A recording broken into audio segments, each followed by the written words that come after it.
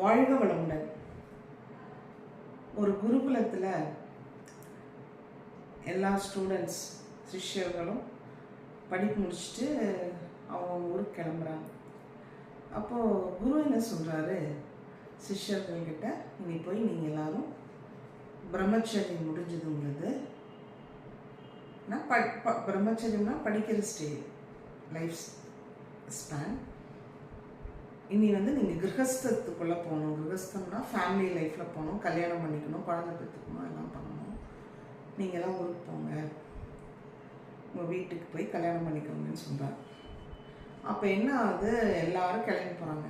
ஒரே ஒரு சிஷ்யன் மட்டும் வெயிட் பண்ணிட்டு என்ன சொல்கிறான், குருவே எனக்கு இப்போ சின்ன வயசு, நான் உலகம் எல்லாம் சுற்றி பார்க்கணுன்னு நினைக்கிறேன். உலகெல்லாம் சுற்றி பார்த்துட்டு அப்புறம் நான் கல்யாணம் பண்ணிக்கிறேன்னு சொல்கிறேன். அப்போ குரு இப்படி பார்க்குறாரு. பார்த்து சரிப்பா, நம்ம போய் தோட்டத்துக்கு போய் பூஜைக்கு வேணுங்கிற பூவெல்லாம் பொறிச்சிக்கலான்னு சொல்கிறார். பொறிச்சிட்டு வரலான்னு சொல்கிறார். இப்போ 2 பேர் போகிறாங்க. போயிட்டு பார்த்தா பூவெல்லாம் அவ்வளோ பூத்து அழகாக இருக்குது, வாசனைகள் அப்படி இருக்குது, அது அவ்வளோ அழகாக இருக்குது. எல்லாம் பார்த்துட்டு பூக்கெல்லாம் ரொம்ப அழகாக இருக்குல்லப்பான்னு சிஷ்யன்கிட்ட சொல்கிறார். ஆமாம் குருவே, எல்லாம் ரொம்ப அழகாக இருக்குது. சரி வா, நீ சாயந்தரம் பொறிச்சிக்கலாம்னு சொல்கிறார். அப்போது சிஷ்யன் ஆச்சரியப்படுறான். என்ன குருவே சாயந்தரம் பொறிச்சிக்கலான்னு சொல்கிறீங்க? சாயந்தரம் ஆனால் பூவெல்லாம் வாடி போயிடுமே, அப்புறம் அதுக்கு உயிர் கம்மியாக இருக்குமே, பூஜைக்கு தகுந்ததாக இருக்குமா அதேன்னு சொல்கிறோம். அப்போ குரு அப்படியே சிஷ்யனை பார்த்துட்டு சிரிச்சுட்டே சொல்கிறார். சிரிச்சுன்னா ஸ்மைல் பண்ணிட்டு, பார்த்தியா பூவோட ஆயுசு அது விரிஞ்சு இளமையாக இருக்கும் போது தான் அதுக்கு அழகு ஆரோக்கியமாக எல்லாம் இருக்கும். அதே சாயந்தரம் ஆகும்போது அதுக்கு வயசாகிடுது, அப்புறம் நைட் ஆனால் செத்து போயிடும். அதே மாதிரி தான் நம்ம மனிதர் வாழ்க்கையும். இப்போ நீ பிரம்மச்சரியம் ஒரு 20 வயசு ஆச்சு, அதுக்கப்புறம் நீ கல்யாணம் பண்ணணும், கிரகஸ்தத்துக்கு போகணும். நீ ஊரெல்லாம் சுற்றி பார்த்துட்டு ஒரு 30-40 வயசில் கல்யாணம் பண்ணலான்னு நினைக்கிறேன். அப்போ அந்த பூ மாதிரி நீயுமே வாடி போயிடுவ சாயந்தரம் ஆகும்போது. அதனால் அந்தந்த நேரத்தில் உனக்கு இப்போ இளமை இருக்குது, அந்த இளமை காலத்தில் நீ கல்யாணம் பண்ணி குழந்தை பெற்று உன்னோட கிரகஸ்தம் கடமை. இல்லைன்னா அந்தந்த டைத்தில் செஞ்சாதான் அதுக்கான மரியாதை.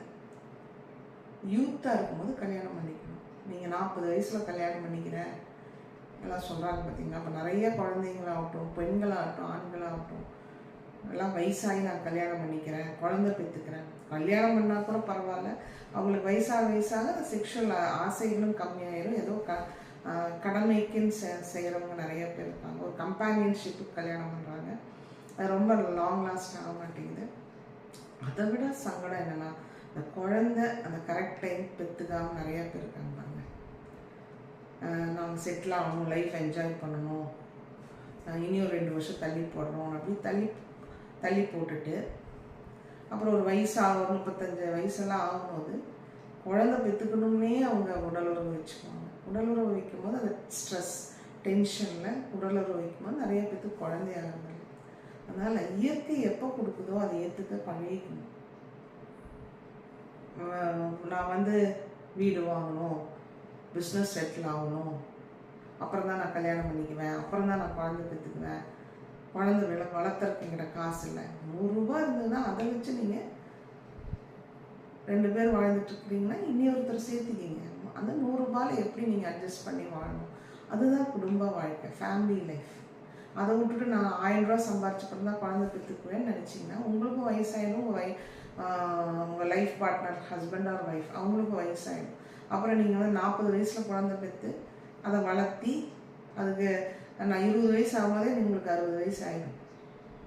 அப்போ நீங்கள் வயசாகிடுவீங்க. அப்போ அந்த குழந்தைக்கு வளர்த்துறதுக்குன்னு அந்த ஒரு ஸ்டேஜ் இருக்கு இல்லைங்க. அப்போ தாத்தா பாட்டி இருக்கிறாங்களா இல்லையான்னு தெரியாது. இப்போ சின்ன வயசில் பெற்று கொடுத்தீங்கன்னா அவங்க உங்கள் குழந்தைங்கள ஒரு 50% வளர்த்தி கொடுத்துருவாங்க. அப்புறம் வயசாகி தாத்தா பாட்டியும் அவங்களுக்கும் முடியாது, உங்களுக்குமே முடியாமல் போயிடும்.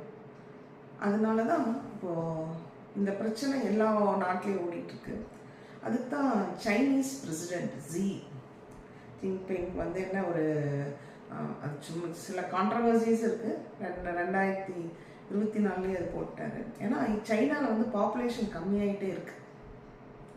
சைனாவில் பாப்புலேஷன் கம்மியாகும் போது என்ன ஆகுது,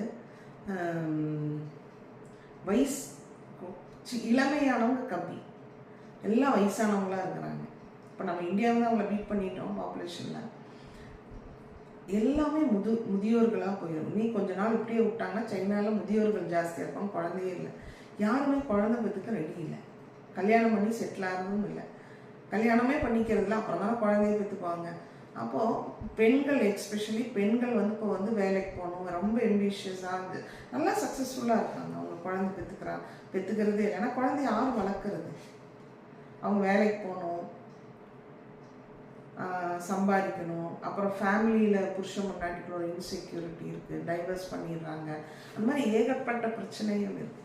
அதுக்கு தான் சி என்ன சொல்கிறாங்கன்னா, பெண்களெல்லாம் வந்து இனிமேல் அதுக்கு தான் இனிமேல் நீங்கள் வந்து குழந்தை பெற்றுக்குங்க, குழந்தை பெற்று ஃபேமிலி பார்த்துக்குங்க. அதுக்கப்புறம் நீங்கள் வந்து மற்றதை பற்றி யோசிக்கலாம். ஏன்னா நீங்கள் வந்து சைனாவில் வந்து கல்யாணம், குழந்தை பெற்றுக்கிறது, அன்பு, பாசம், ஃபர்டிலிட்டினா குழந்தை பெற்றுக்கிறது, குழந்தை உருவாகிறது, அப்புறம் குடும்பம், அதுக்கு வந்து ஒரு தனி கொள்கை நம்ம வகைப்படுத்தணும்னு அவர் சொல்கிறார்.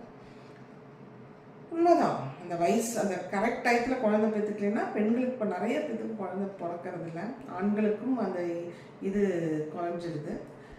அதனால என்ன சொல்கிறார், பெண்கள் வந்து இனிமேல் வீட்டில் இருந்து குழந்தை பெற்று வளர்த்துங்க, அப்புறம் வயசானவங்களை பார்த்துக்குங்க. ஏன்னா வயசானவங்களை பார்த்துக்கிறதுக்கும் ஆள் இல்லை, அதனால் பெண்கள் வேலை அப்படின்னு அப்படி ஜென்ரலைஸ் பண்ணுறாரு.